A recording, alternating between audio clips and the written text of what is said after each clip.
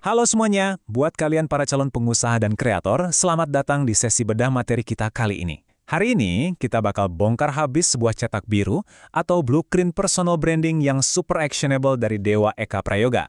Kita nggak cuma ngomongin teori nanggung di permukaan aja ya, kita bakal benar-benar merombak cara kalian ngelihat identitas profesional kalian dari akar paling bawah sampai ke puncaknya. So, yuk langsung kita mulai. Sekarang coba bayangin sebuah gunung es. Kalian tahu kan, apa yang kita lihat di permukaan, kayak komunikasi, relasi, atau konsistensi, itu tuh cuma puncaknya aja. Beneran cuma sebagian kecil banget. Atribut yang dilihat publik itu sepenuhnya bergantung sama fondasi raksasa yang gak kelihatan, yang sembunyi di bawah air, yaitu kompetensi, narasi, dan visi kalian. Tanpa bagian bawah yang solid ini, puncak gunung es itu udah pasti bakal gampang hancur. Oke, mari kita langsung masuk ke 6 tahapan kritisnya. Pertama, fondasi utama personal brand. Kedua, kategori pasar dan kompetitor. Ketiga, siapa target pasar Anda? Keempat, temukan DNA dan nilai. Kelima, ciptakan kategori bebas pesaing. Dan keenam, tentukan karakter brand Anda. Nah, secara metodologi, langkah-langkah ini tuh ngasih kita roadmap yang sistematis banget. Kita bakal bergerak dari yang tadinya cuma menganalisis pasar yang berdarah-darah, terus membedah DNA kalian, sampai akhirnya ngebangun benteng pertahanan yang benar-benar kuat. 6 langkah tajam buat mendominasi.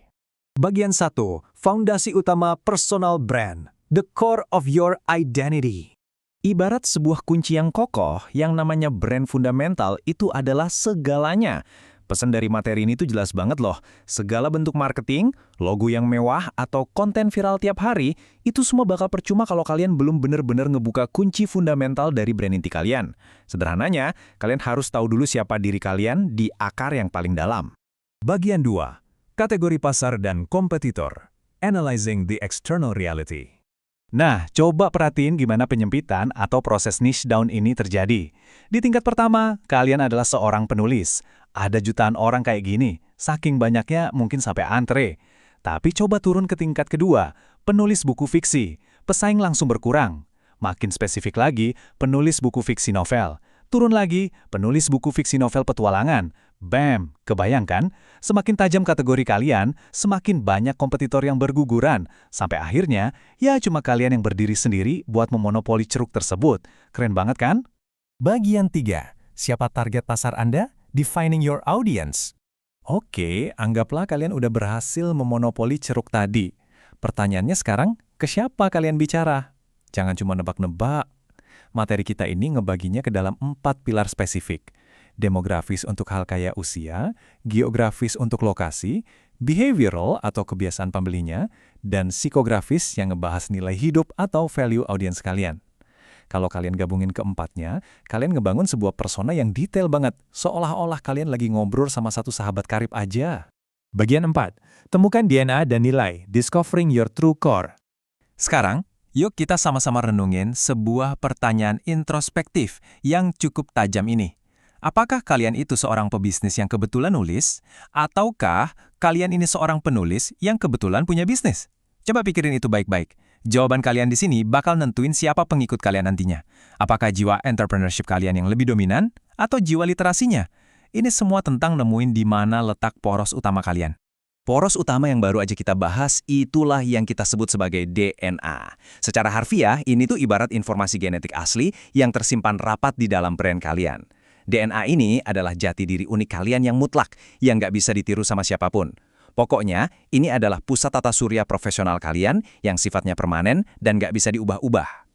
Beranjak dari DNA, kita masuk ke core value atau nilai inti. Nah, ini beda lagi ya. Core value itu adalah penawaran kalian yang otentik dan sifatnya nggak berwujud. Bisa berupa keistimewaan gaya hidup yang kalian janjiin, atau keunikan karakter kalian. Dan yang paling penting buat diingat, nilai inti ini harus mati-matian kalian pertahanin. Nggak peduli seberapa kencangnya arus perubahan pasar di luar sana. Nah, poin krusialnya di sini adalah added value atau nilai tambah. Ini benar-benar bakal jadi senjata pamungkas kalian. Coba bayangin, gimana kalau ada orang yang ternyata punya DNA dan core value yang persis banget kayak kalian? Nah, disitulah added value masuk. Ini adalah sebuah keahlian ekstra. Misalnya kalian jago banget copywriting atau public speaking, yang secara instan bakal ninggalin pesaing kalian jauh di belakang. Ngomong-ngomong soal itu, ada satu pertanyaan provokatif nih yang harus kalian jawab jujur. Apakah kalian bakal tetap ngerjain pekerjaan kalian yang sekarang ini sampai lupa waktu, bahkan seandainya kalian nggak dibayar sepeser pun?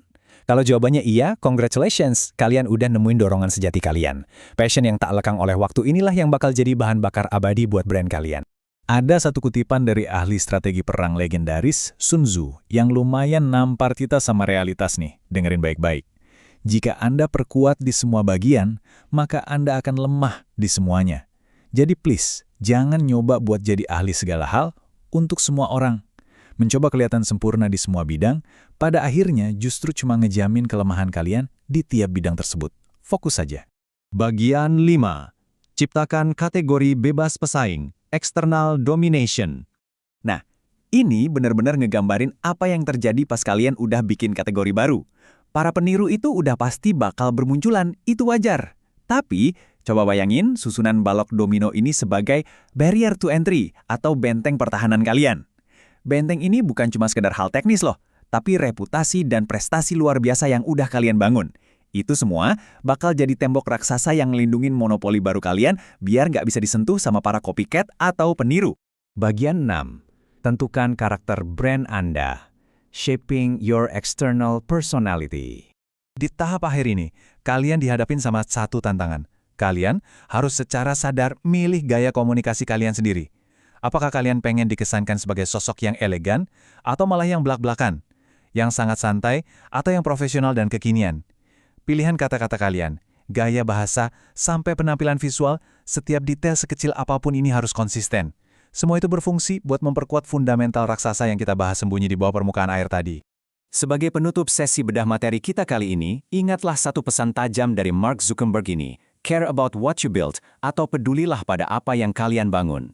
Personal brand itu bukan sekedar topeng buat nipu publik ya, melainkan komitmen sejati terhadap keaslian diri kalian. Jadi aku mau nanya nih, karakter kuat apa yang bakal kalian bangun mulai hari ini, sampai-sampai pasar nggak punya pilihan lain selain dengerin kalian.